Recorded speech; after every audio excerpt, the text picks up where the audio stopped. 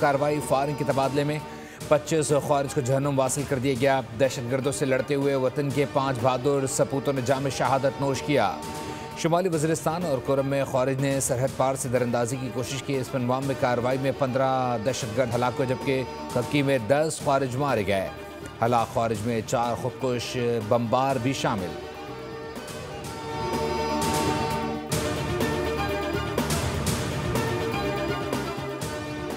Istanbul में पाकिस्तान और अफगान तालिबान दरमियान मुज़ाकरात।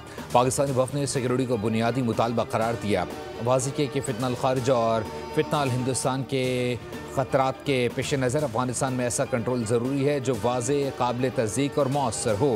अगर तालिबान हुकूमत इन असूलों को तस्लीम करती है तो दोनों ममालिक के दरमियान बेहतर हमसायगी और बरादराना ताल्लुकात को फ़रोग़ मिलेगा। अगर इस मुतालबे पर अमल दरामद न हुआ तो कौमी सलामती और मफादात के तहफ़्फ़ुज़ की खातिर पाकिस्तान कोई लचक नहीं दिखाएगा।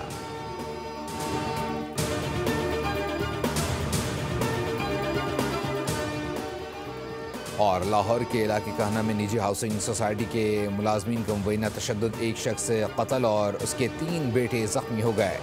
पुलिस के मुताबिक बुजुर्ग शहरी सादिक अपने बेटों के साथ सोसाइटी इंतजामिया के बुलाने पर गया, जहां डंडों और घूंसों से तशद्दुद किया गया। धक्का लगने से सादिक ज़मीन पर गिरकर जान की बाजी हार गया।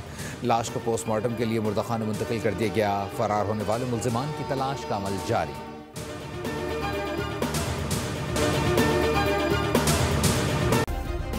सब्सक्राइब करें और बेल दबाएं ताकि कोई खबर रह न जाए।